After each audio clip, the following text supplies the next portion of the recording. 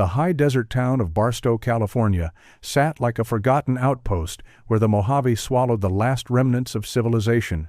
It was a place where the heat shimmered off cracked asphalt in waves, where tumbleweeds gathered against chain-link fences, and where people passed through but rarely stayed. The kind of town where everyone knew everyone else's business, but most chose to look the other way. Route 66, the Mother Road, cut through the center of town like a faded scar. Along its weathered strip stood a collection of aging businesses. If you're enjoying this story so far, don't forget to hit the like button and subscribe. Drop a comment telling me where in the world you're watching from. I love hearing from you.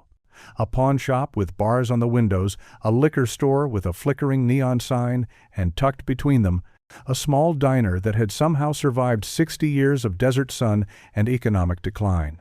The Crossroads Cafe. The sign above the door was hand-painted, the letters carefully formed but showing their age. The building itself was a simple rectangle of whitewashed concrete and large plate glass windows. Inside, red vinyl booths lined the tender walls, their seats patched with duct tape. A long formica counter stretched along one side, chrome stools bolted to the black and white checkered floor. The walls were decorated with faded photographs of Barstow's better days.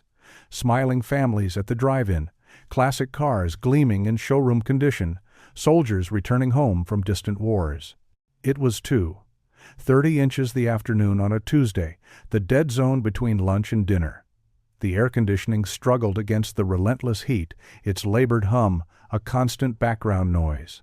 The smell of old coffee, grease from the griddle, and a faint hint of pine sol hung in the air. Behind the counter stood Elena Martinez, 26 years old, wearing a powder blue uniform dress with a white apron tied around her waist. Her dark hair was pulled back in a practical ponytail, and her face, which would have been pretty in softer circumstances, was etched with exhaustion that went bone deep. Dark circles shadowed her eyes. Her hands, roughened from years of dishwater and hard work, moved with automatic efficiency as she refilled salt shakers and wiped down the counter for the third time that hour. She moved like someone trying to stay busy, trying to avoid the thoughts that waited in every moment of stillness. At a corner booth near the kitchen sat her only customer at this hour, old Mr. Chen, a retired railroad worker who came in every Tuesday for coffee and pie.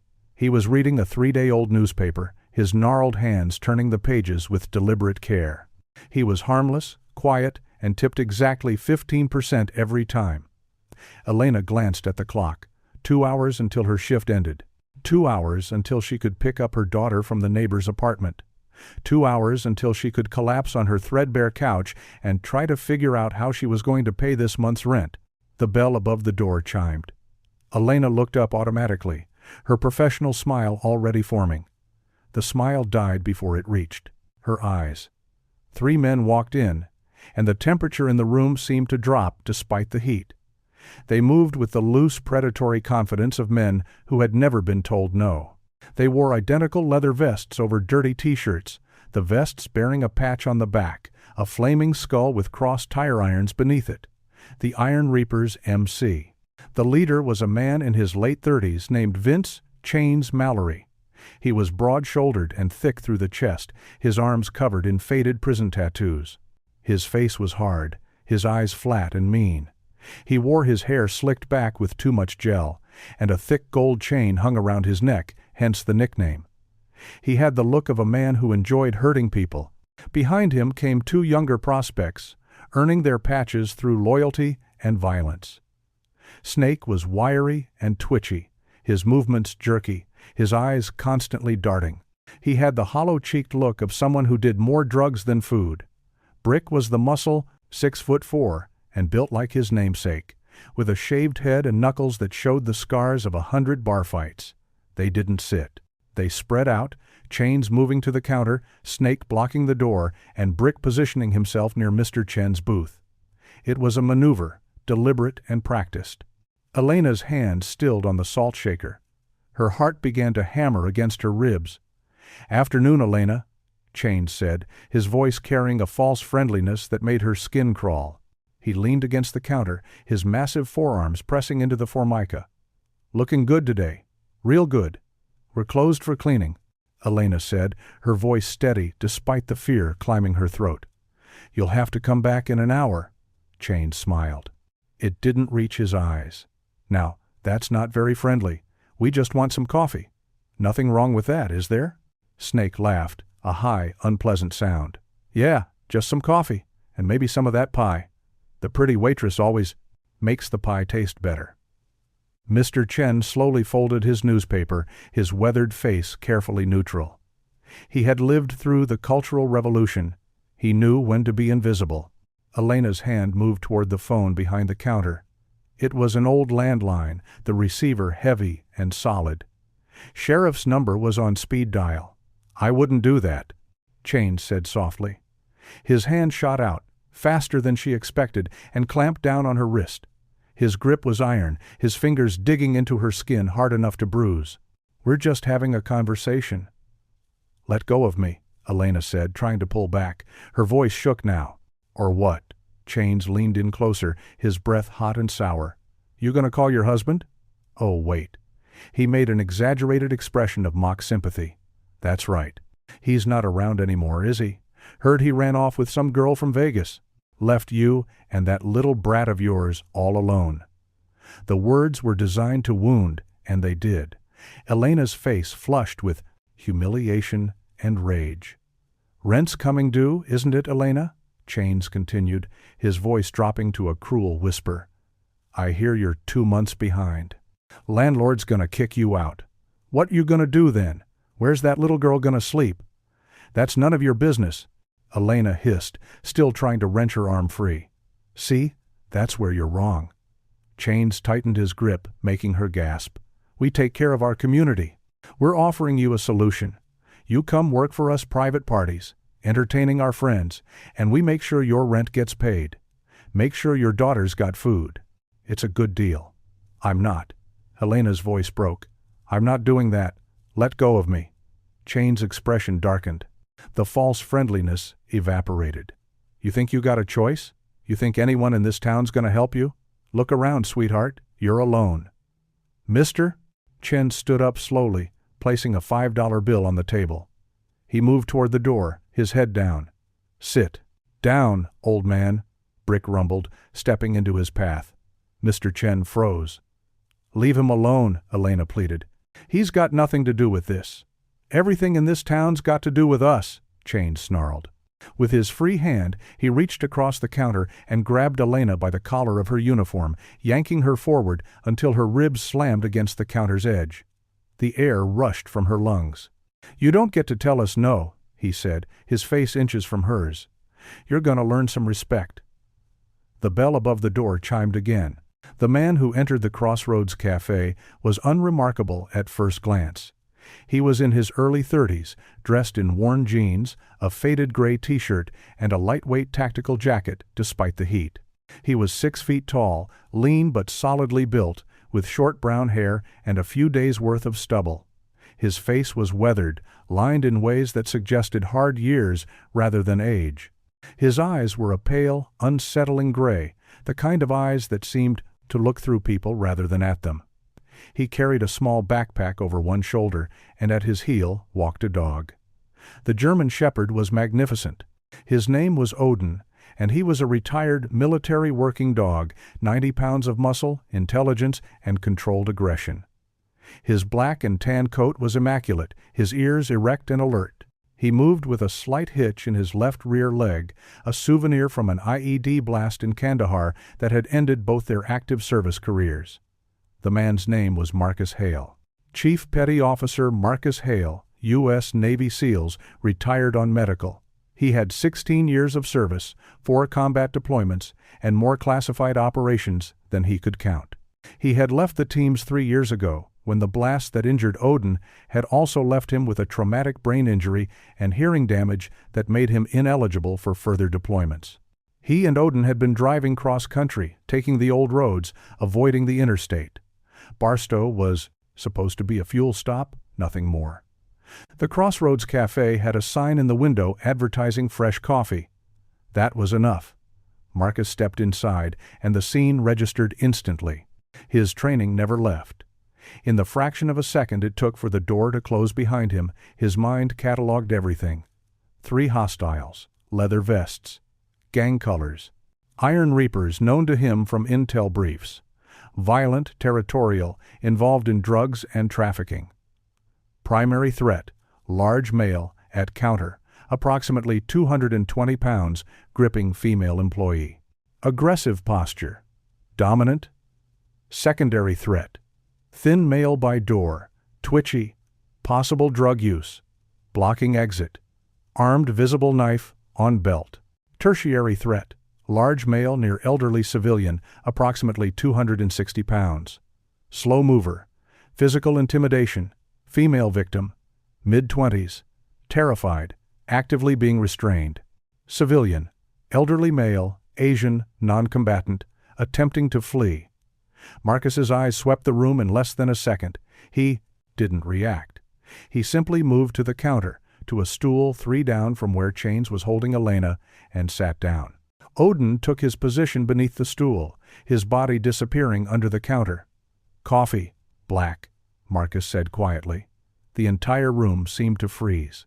Chains slowly turned his head, his hand still gripping Elena's collar. He looked at Marcus with a mixture of irritation and disbelief. "Place is closed."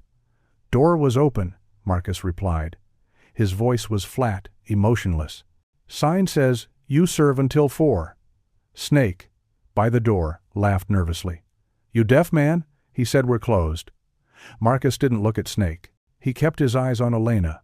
Her face was pale, her eyes wide with pain and fear. She was trying to pull back, but Chains's grip was too strong. "Let her go," Marcus said, still quiet, still flat. Chain's eyes widened slightly. Then he laughed, a genuine belly laugh of pure incredulity.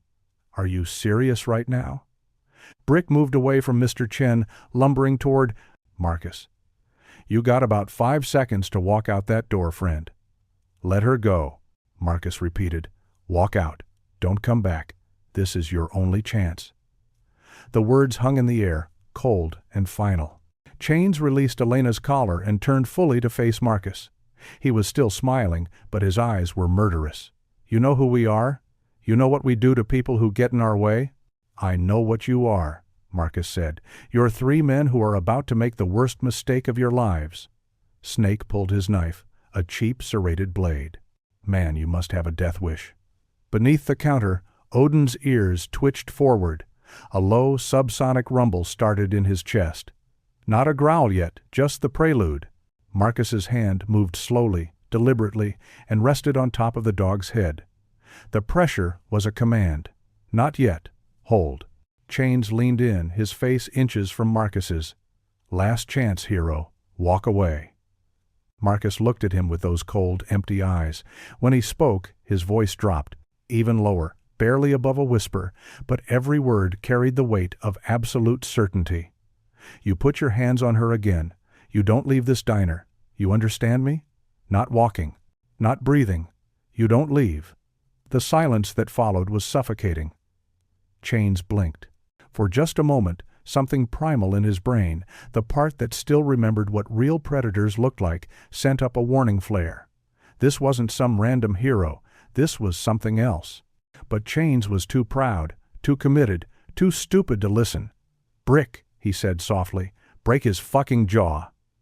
Brick grinned. He was used to this. Some people didn't know when to quit. He cracked his knuckles and moved forward, reaching out with one massive hand to grab Marcus by the shoulder. Marcus moved. It wasn't fast in the Hollywood sense. It was efficient, economical. He stood from the stool in one fluid motion, his body shifting slightly to the side. Brick's hand, expecting to find a shoulder, found empty. Air. Off balance, Brick stumbled forward. Marcus's hand came up in a short, brutal arc. The heel of his palm struck Brick just beneath the nose, driving upward. There was a wet crunch. Brick's head snapped back, his eyes rolling white. Marcus followed through, his other hand striking the side of Brick's neck, a precise hit to the carotid sinus. Brick's legs gave out. All 260 pounds of him collapsed like a demolished building, crashing to the checkered floor with an impact that rattled the windows. The entire sequence took less than 2 seconds. Snake, by the door, stared in shock. What the? Marcus was already moving. He crossed the distance to Snake in 3 long strides. Snake raised the knife, slashing wildly. Marcus's left hand intercepted Snake's wrist, his grip like a vice. He twisted, using Snake's own momentum against him, rotating the joint past its natural range. The snap was audible. Snake screamed, the knife clattering to the floor. Marcus drove his knee into Snake's solar plexus, folding him in half. As Snake gasped for air, Marcus brought his elbow down on the back of the man's neck. Snake hit the floor face first and didn't move. 3 seconds. 2 hostiles neutralized. Chains stood frozen behind the counter, his brain struggling to process what had just happened. He reached for something at his belt, a pistol, small caliber, tucked into his waistband. "Don't," Marcus said. Chain's hand was already on the grip. He pulled it free, bringing it up. From beneath the counter, Odin exploded into action. He was no longer the calm, obedient companion. He was a military weapon, trained for exactly this scenario. He launched himself over the counter in a single, powerful leap, 75 pounds of focused aggression. Chains had a split second to see the dog coming teeth bared, eyes locked before Odin hit him. Odin's jaws clamped down on Chain's forearm, the one holding the gun. The dog's bite force was over 230 pounds per square inch. Chains screamed, a high, terrible sound. The gun fired once, the bullet punching harmlessly into the ceiling, raining down plaster dust. The weapon fell from Chain's nerveless fingers, skittering across the floor. Odin released and repositioned, his jaws now at Chain's throat, not biting but holding. A single growl, deep and steady, vibrated through the room. Chains went utterly still, his eyes wide with terror. Marcus walked around the counter. He picked up the pistol, checked it, and set it safely on the counter, out of reach. Then he looked down at Chains, who was pinned against the wall, the dog's teeth at his jugular. "Odin." "Hold," Marcus said quietly. The dog's growl continued, but he didn't bite. He just held, his body rigid. Marcus looked at Elena, who was pressed against the back counter, her hand over her mouth, shaking violently. "Call the sheriff," he said gently. "Tell them you need immediate assistance. 3 suspects in custody. Tell them no shots fired, at civilians." Elena nodded, fumbling for the phone with trembling hands. Marcus then looked at Mr. Chen, who was still standing frozen by the booth. "Sir, you're safe. You can leave, or you can stay and give a statement. Your choice." Mr. Chen, after a long moment, sat back down in his booth. He unfolded his newspaper. His hands were shaking, but his face was carefully neutral. He would stay. He would be a witness. Marcus turned back to Chains. He leaned in close, his voice dropping to a whisper that only Chains could hear. "You had your chance. I gave you a way out. You didn't take it. So, now you're going to learn something." Chains' breathing was ragged, his eyes locked on the teeth at his throat. "You're not the predator in this town," Marcus continued.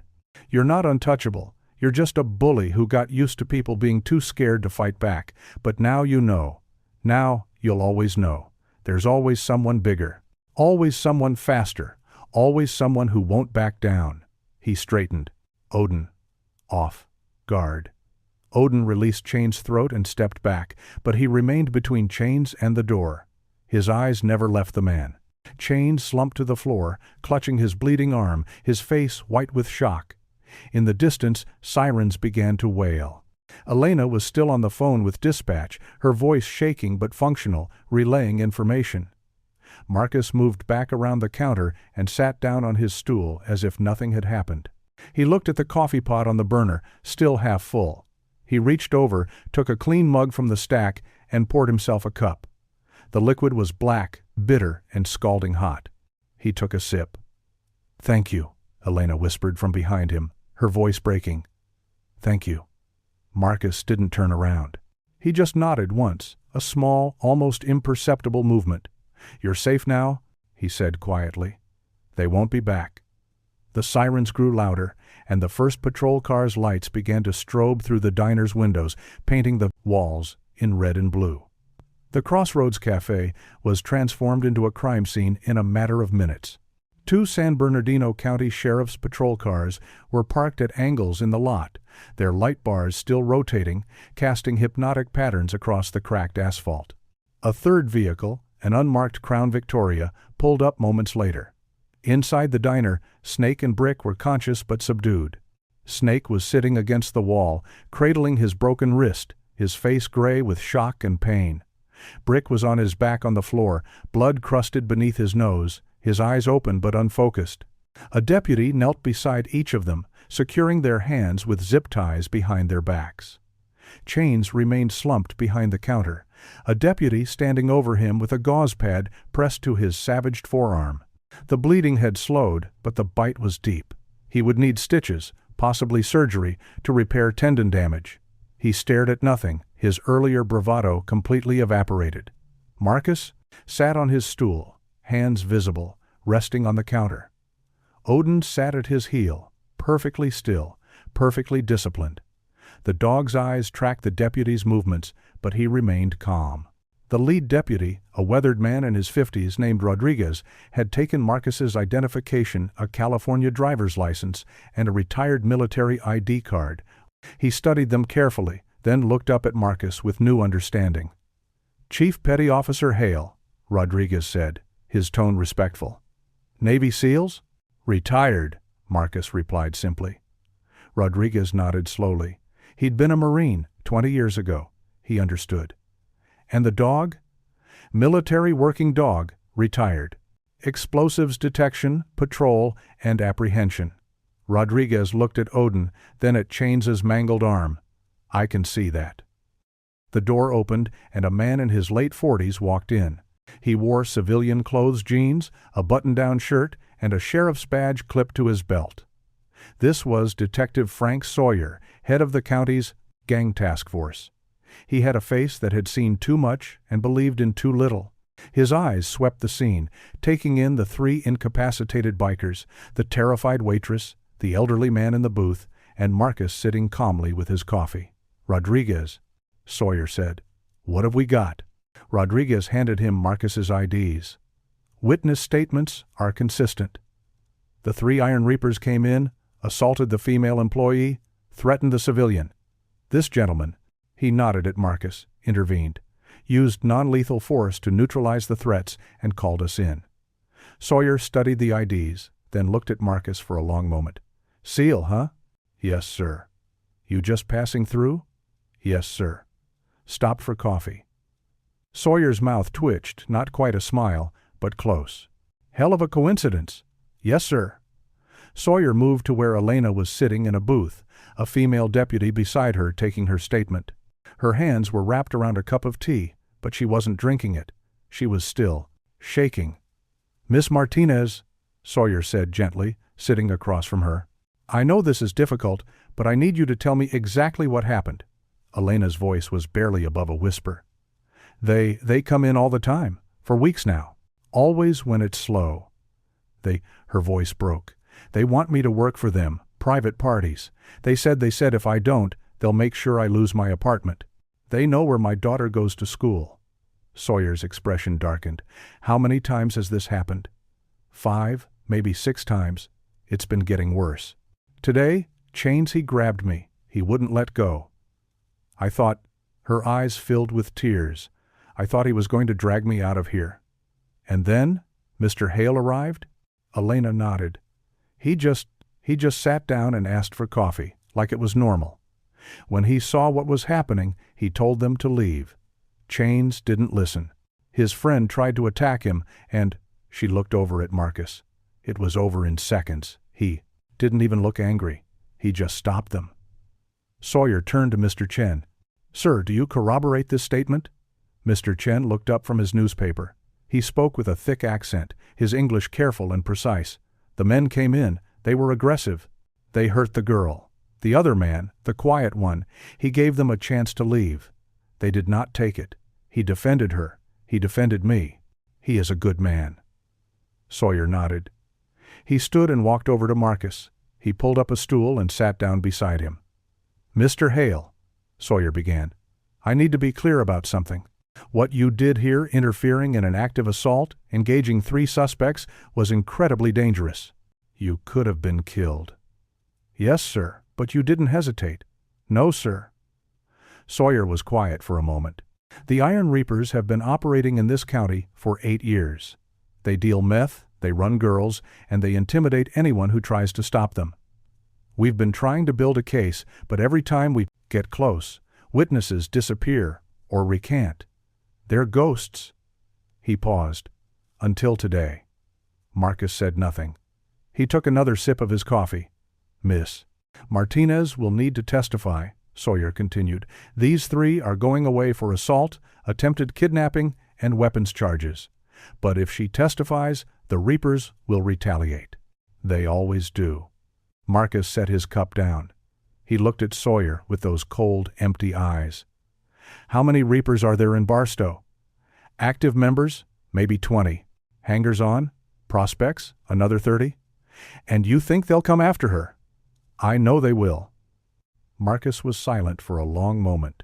Then he stood, walking over to where Elena sat. He knelt down so he was at her eye level. His voice was gentle, devoid of the cold command he'd used on chains. Miss Martinez, he said, my name is Marcus. I need to ask you something, and I need you to be honest. Elena looked at him, her eyes red from crying. Okay. Do you have somewhere safe you can go? Family out. Of state? Friends who can take you and your daughter for a while? She shook her head. No, I don't have anyone. It's just me and Sophia. Marcus nodded slowly. Then I'm going to stay. Everyone in the diner turned to look at him. What? Elena whispered. I'm going to stay in Barstow, Marcus said, for as long as it takes. I'll make sure you're safe. I'll make sure your daughter is safe. And I'll make sure the Iron Reapers understand that if they come near you again, they'll answer to me. Sawyer stood up. Mr. Hale, I can't ask you to do that. You're a civilian now. You have no authority. I'm not asking for authority, Marcus said, standing. I'm telling you what I'm going to do. Miss Martinez is going to testify. She's going to help you put these men away, and I'm going to make sure she lives long enough to do it. Elena stared at him, tears streaming down her face. Why? You don't even know me. Why would you do this? Marcus looked at her for a long moment. When he spoke, his voice was quiet, almost sad. Because no one should have to face this alone, because I've spent my whole life protecting people who couldn't protect themselves, and because, he paused, because it's the right thing to do. Sawyer ran a hand through his hair. This is insane. Maybe, Marcus agreed, but it's happening. Rodriguez, who had been listening from across the room, cleared his throat. Detective, if Mr. Hale is willing to provide protective presence and Miss Martinez consents, there's no legal barrier. He's not acting in an official capacity. He's just a concerned citizen, Marcus finished. Sawyer looked between Marcus, Elena, and the 3 Iron Reapers being loaded onto gurneys by paramedics. Finally, he sighed. If you're going to do this, you need to understand what you're up against. The Reapers' clubhouse is on the east side of town. Their president is a man named Hector Reaper Voss. He's ex-military himself, dishonorable discharge from the army, weapons, smuggling. He's smart, organized, and extremely violent. When he finds out what happened here, he's going to want blood. Let him come, Marcus said simply. Elena reached out and grabbed Marcus's hand. Her grip was desperate. I can't let you do this. I can't let you risk your life for me. Marcus looked down at her hand, then back at her face. You're not letting me do anything. I'm choosing to do it. There's a difference. He gently squeezed her hand, then released it. Where do you live? Desert View Apartments, Building C, Unit 12. But pack a bag for you and your daughter. Enough for a week. Detective Sawyer will have a deputy escort you home and wait while you get your things. Then you're going to stay somewhere safe until this is over. I don't have anywhere. The county has a witness protection safe house, Sawyer interjected. It's not much, but it's secure. I can have you there within the hour. Elena looked between them, overwhelmed. I have to pick up Sophia. From Mrs. Chen's, the deputy will take you there first, Sawyer said.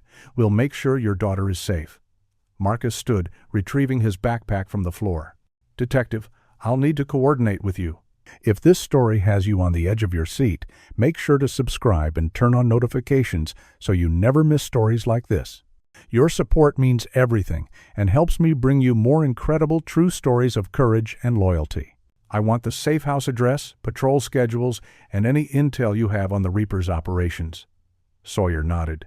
"Come by the station after we get Miss Martinez secured. We'll brief you on everything we have." Marcus looked at Elena one more time. "You did the right thing calling for help. You're going to be okay. I promise." Elena's voice was barely audible. "Thank you." Marcus didn't respond. He simply nodded, whistled softly to Odin, and walked toward the door. Rodriguez intercepted him at the threshold. "Chief," Rodriguez said quietly, "what you're doing, it's going to get ugly." "I know. You sure you want to do this?" Marcus looked back at Elena, who was being helped to her feet by the female deputy. She looked so small, so fragile, so utterly exhausted. Then he looked at the 3 Iron Reapers, 2 being loaded into ambulances, 1 in the back of a patrol car. "Yeah," Marcus said. "I'm sure." He walked out into the brutal afternoon heat, Odin at his heel, and climbed into his truck. As he started the engine, he looked at the dog in the rearview mirror. "We're not leaving, boy," he said quietly. "Not until this is finished." Odin's ears twitched forward. He understood. They were back on mission. The San Bernardino County Sheriff's substation in Barstow was a squat, utilitarian building on the north side of town, surrounded by a chain-link fence and baked by the relentless sun. Inside, the air conditioning worked overtime, making the interior almost uncomfortably cold compared to the furnace outside. Marcus sat in a small conference room, a folding table in front of him covered with files, photographs, and maps. Detective Sawyer sat across from him, a laptop open, pulling up additional information as they talked.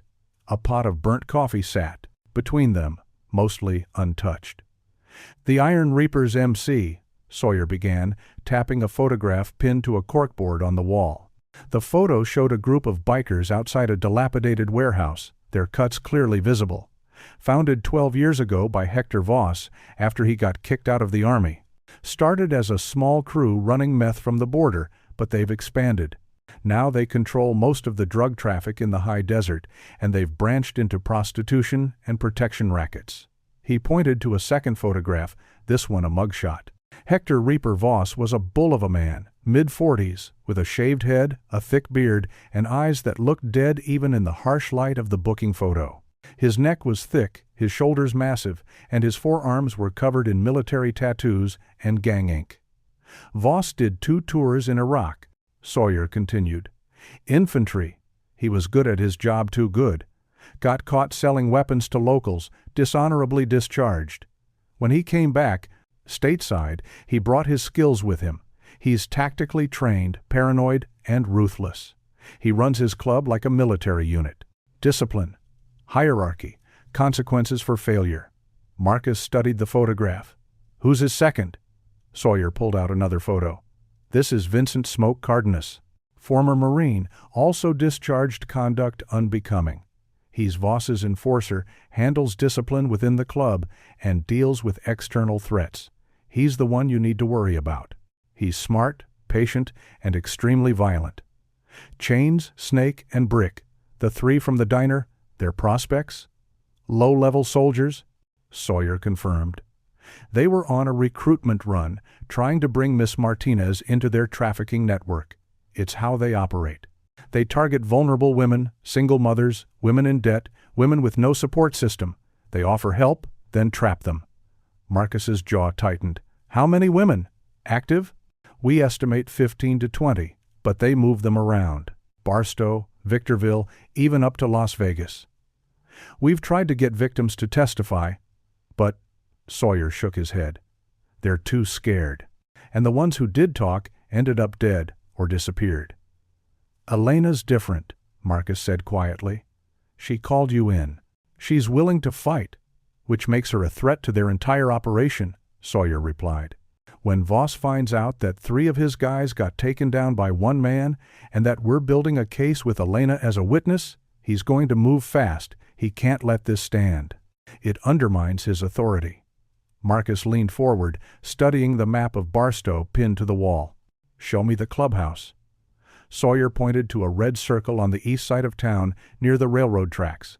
"It's an old trucking depot. Chain-link fence, barbed wire on top, security cameras. They've got about 20 bikes on site at any given time.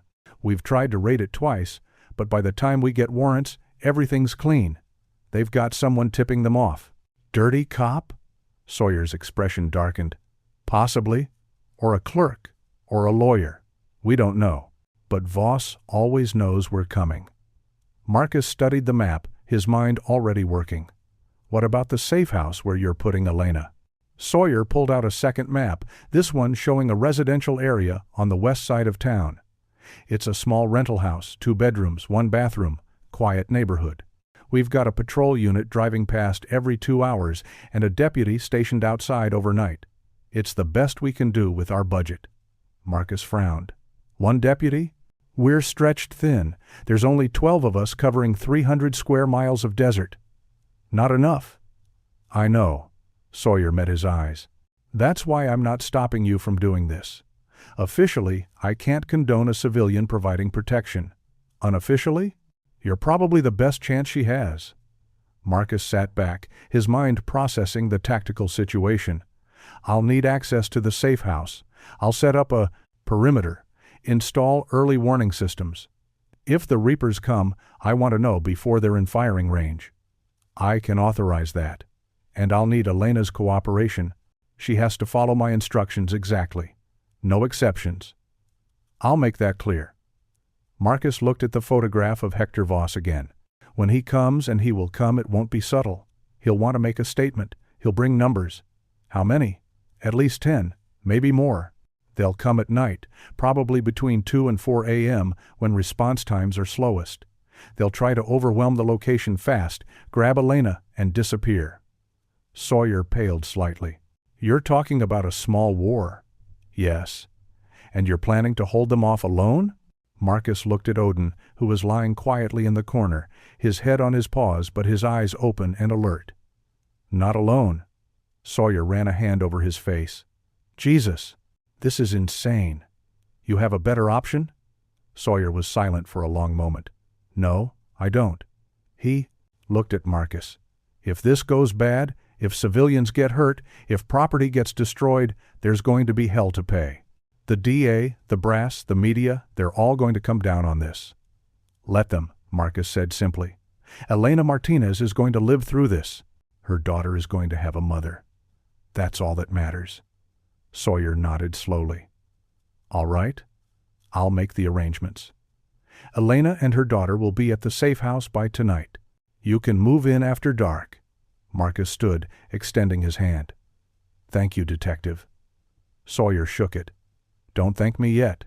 Thank me when this is over and everyone's still breathing." The safe house was exactly what Sawyer had described. Small, unremarkable, and forgettable. It sat on a residential street lined with similar single-story homes, most of them showing the wear of desert life cracked stucco, faded paint, brown lawns. The house itself was a pale yellow with white trim, a carport instead of a garage, and a chain link fence enclosing a small backyard. Marcus arrived just after sunset, when the brutal heat was finally beginning to break. He parked his truck a block away, retrieved his gear from the bed, and approached on foot. Odin walked beside him, his senses alert. A patrol car sat in the driveway, and a young deputy, probably mid-20s, fresh-faced and trying to look professional, stepped out as Marcus approached.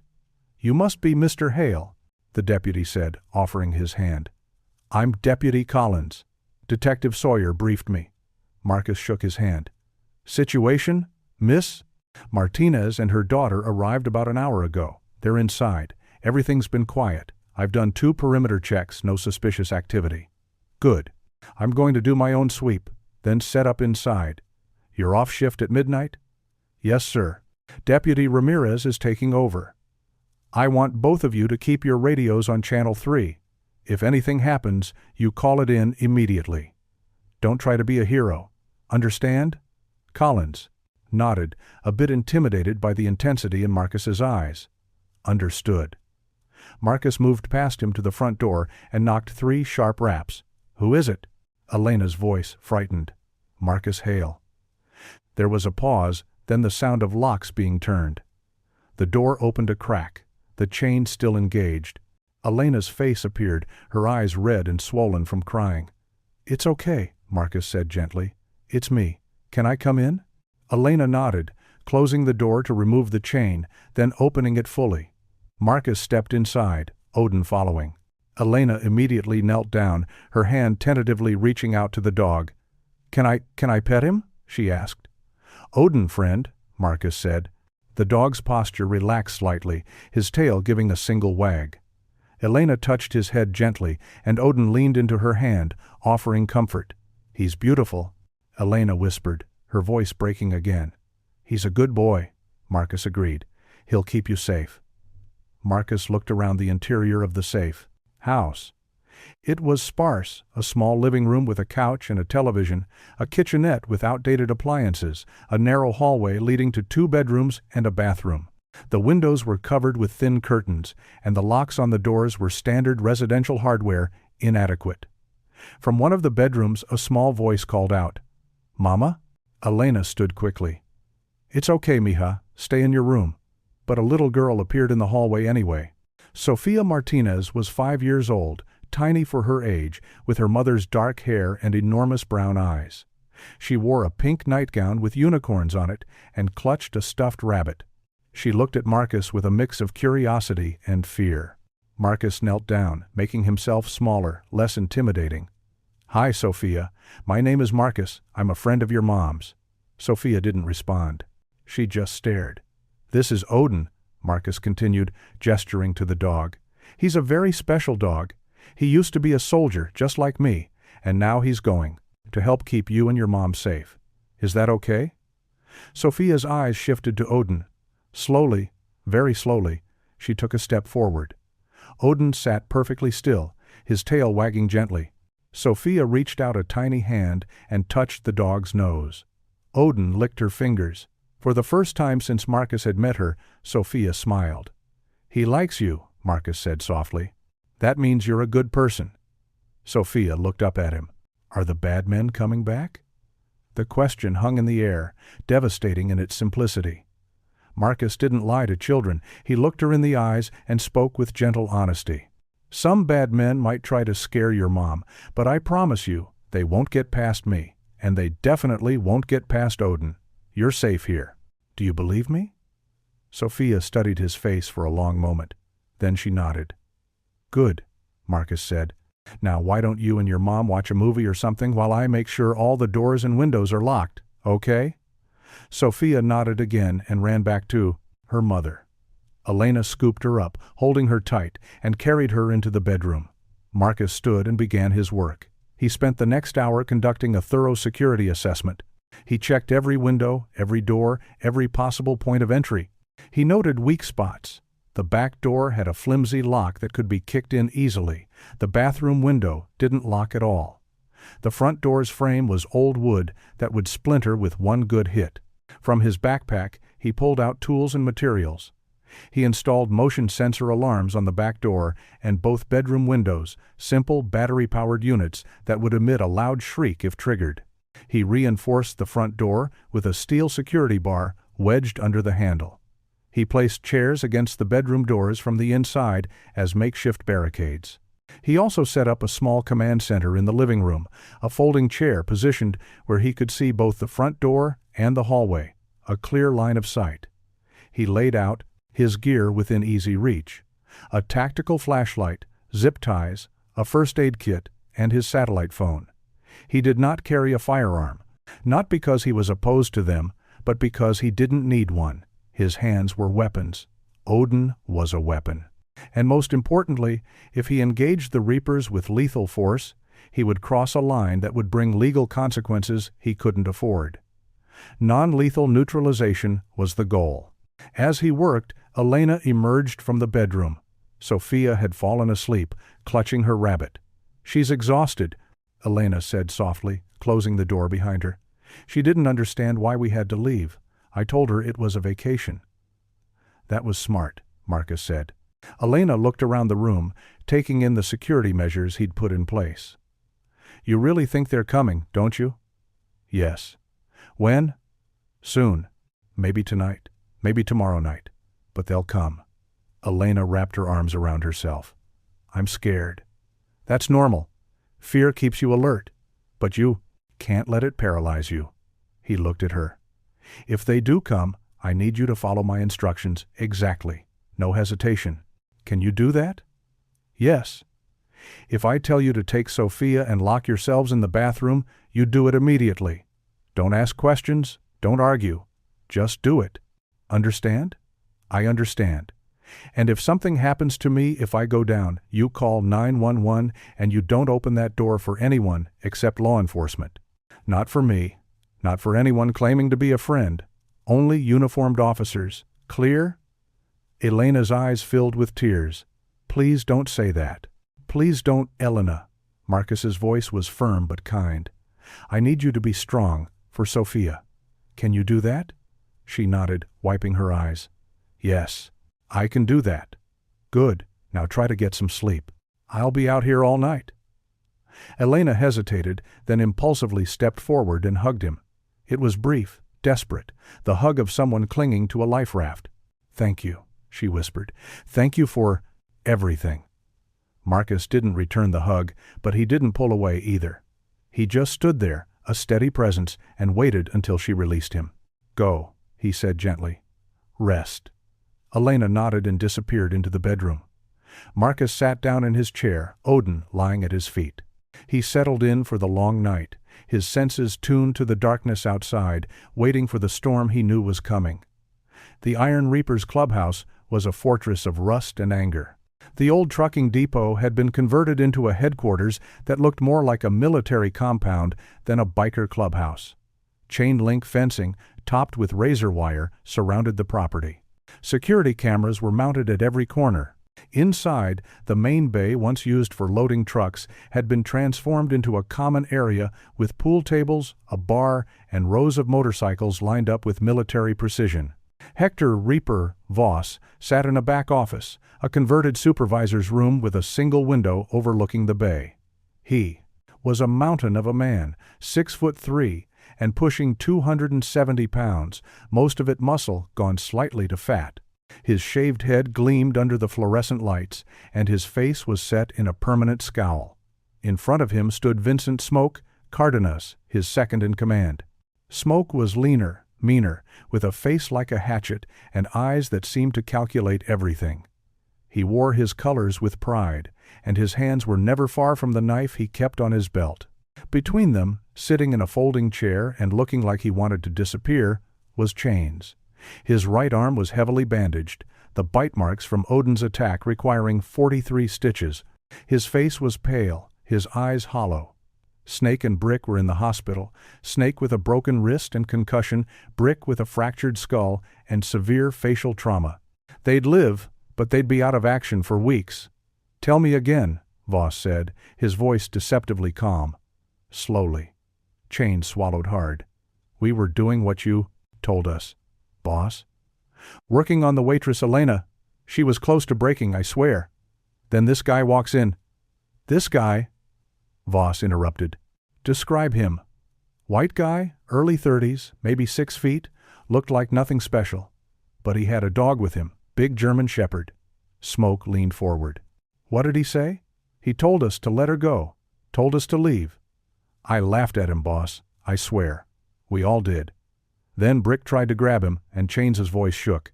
He moved so fast, took Brick down in like 2 seconds, then Snake, then his dog Jesus. Boss, that dog, it went for my throat. I've never seen anything like it. Voss was silent for a long moment. Then he looked at Smoke. You pull his ID? Smoke pulled out a folded piece of paper, a photocopy of Marcus's driver's license and military ID that he'd obtained through their contact at the DMV. Marcus Hale, former Navy SEAL, retired 3 years ago. Address is in San Diego, but he's been off-grid since his discharge. The dog's name is Odin, also retired military. Voss stared at the photo. A SEAL. Yeah. And now he's playing hero for some waitress. Looks that way. Voss's expression darkened. He stood, his massive frame looming over Chains. Do you understand what you've done? You let a nobody make us look weak. You let him humiliate us. Now every two-bit tweaker and scared housewife in this town is going to think they can stand up to us." Chains couldn't meet his eyes. "I'm sorry, boss." Voss backhanded him across the face.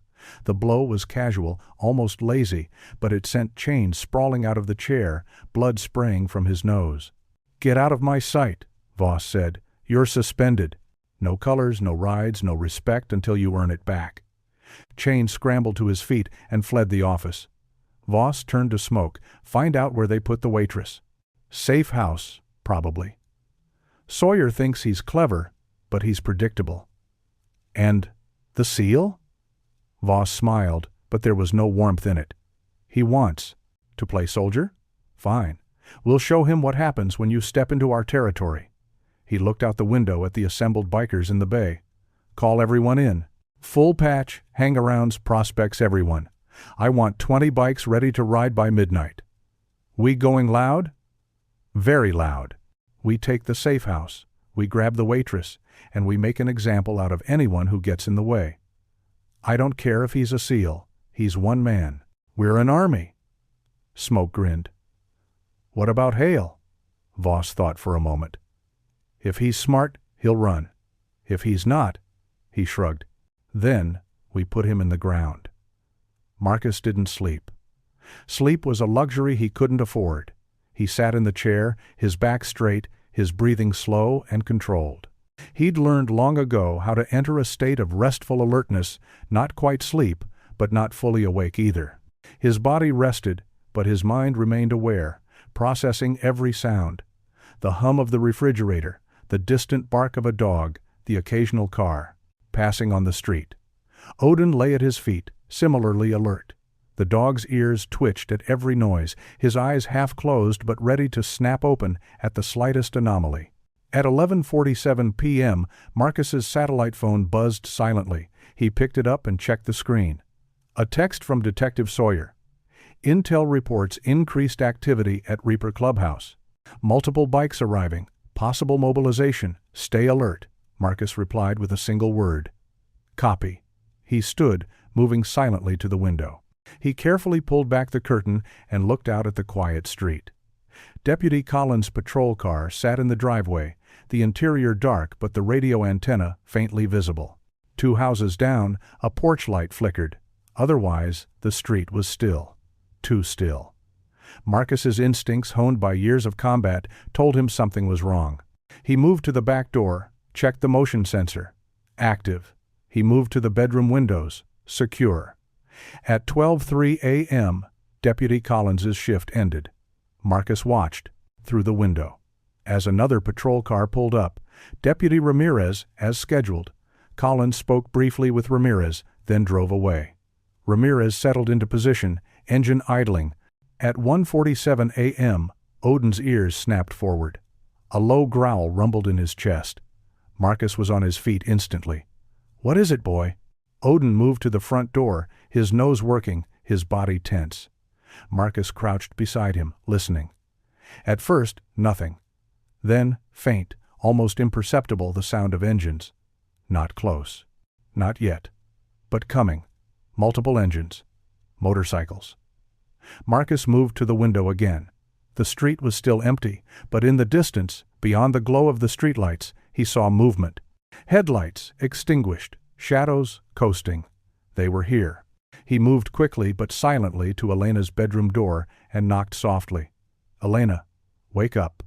A moment later, the door opened. Elena stood there, bleary-eyed, her hair mussed. "What?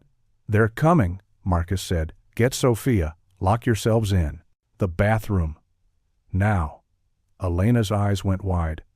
"Oh, God. Now, Elena. Move." She didn't argue. She ran to Sophia's bed, scooping the sleeping child into her arms. Sophia woke with a cry, but Elena shushed her, carrying her to the bathroom.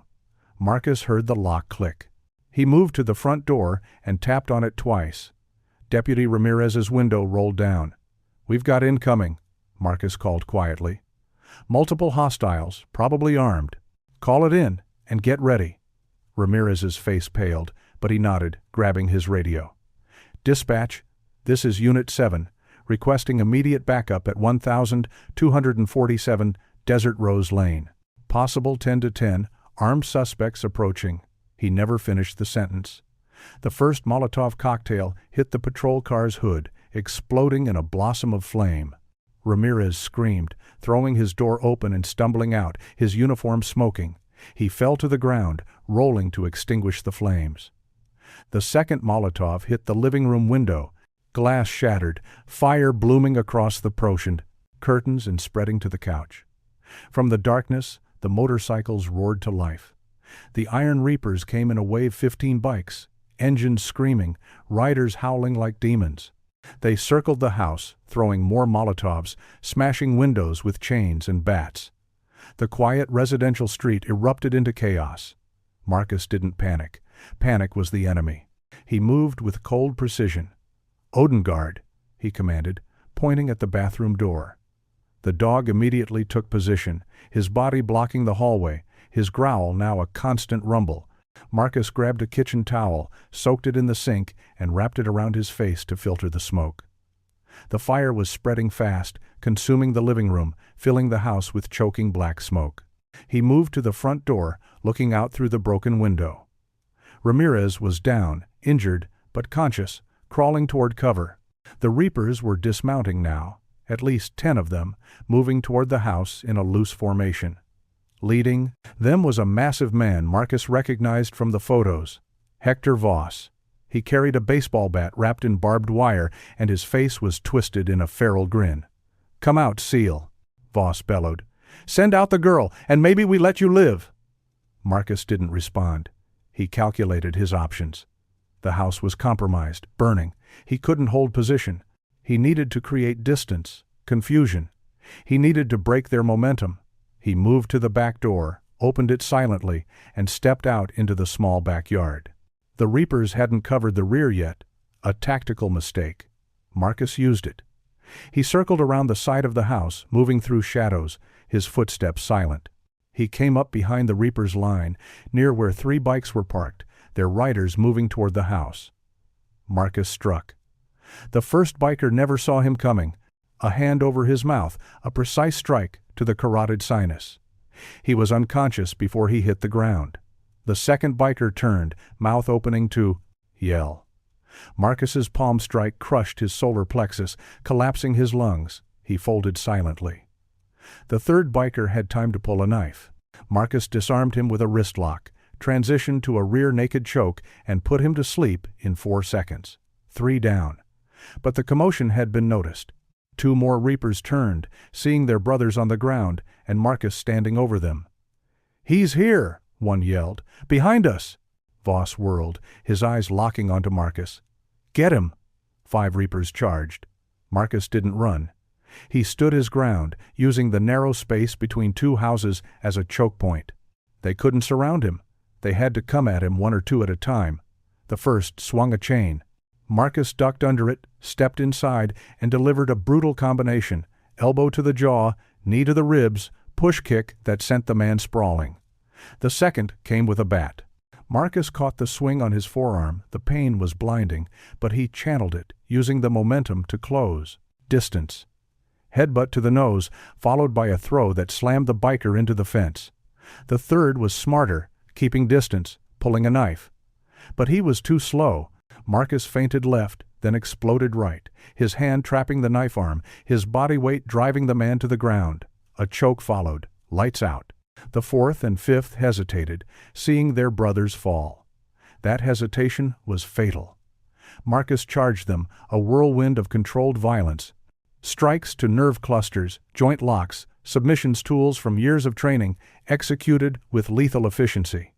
In 30 seconds, 5 more Reapers were down, but more were coming. Voss was screaming orders, rallying the pack. They were regrouping, surrounding Marcus's position.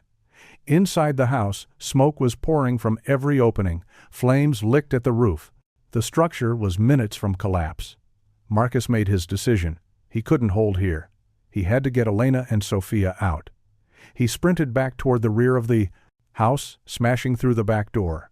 The interior was an inferno, heat so intense it seared his lungs. He dropped low, beneath the worst of the smoke, and crawled toward the bathroom. "Elena!" he yelled. "We're moving! Open the door!" The lock clicked. Elena's face appeared, streaked with tears and soot, Sophia clinging to her. Odin was beside them, his body pressed protectively against the child. "Follow me," Marcus ordered. "Stay low, don't breathe deep." They moved as a unit, Marcus leading, Odin guarding the rear.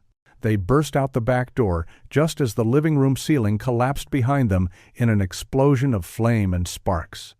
But the Reapers were waiting. Voss stood in the backyard, flanked by 4 of his largest members. He held his barbed wire bat in one hand, a pistol in the other. "End of the line, hero," Voss snarled. Marcus stepped in front of Elena and Sophia, his body a shield.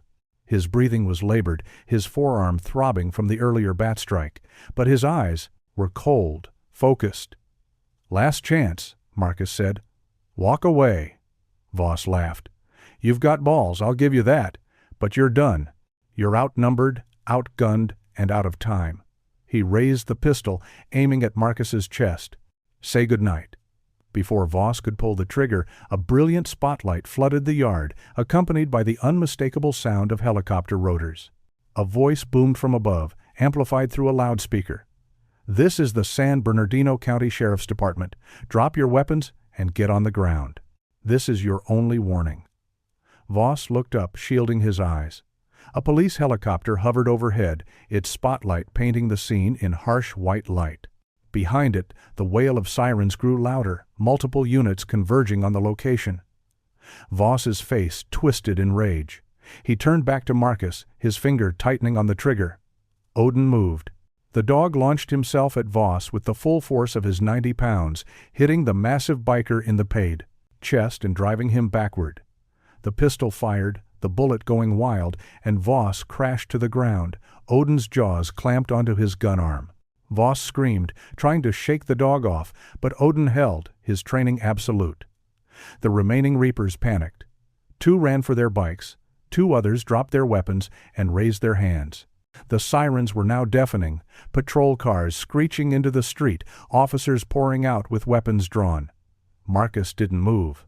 He just stood there, Elena and Sophia behind him, watching as the Iron Reaper's assault collapsed into chaos and surrender. Detective Sawyer was the first through the gate, his service weapon drawn. He took in the scene, the burning house, the unconscious bikers scattered across the yard, Odin holding Voss on the ground, and Marcus standing like a sentinel over Elena and Sophia. "Jesus Christ," Sawyer breathed. "Odin, release." "Heel," Marcus commanded. The dog immediately let go of Voss and trotted back to Marcus's side, sitting at attention. Voss clutched his mangled arm, his face a mask of pain and fury. Officers swarmed the yard, securing the Reapers, cuffing them, reading them their rights. Paramedics rushed to Ramirez, who was being loaded onto a stretcher. Fire trucks arrived, their crews attacking the blaze. Sawyer holstered his weapon and approached Marcus. "You okay?" "I'm fine." Sawyer looked at Elena and Sophia, who were clinging to each other, both crying but unharmed. "And them?" "They're safe." Sawyer nodded slowly. Then he looked around at the aftermath, 8 Iron Reapers unconscious or incapacitated, their president captured, their assault shattered. "You did this? Alone?" "Not alone," Marcus said, resting his hand on Odin's head. "Never alone."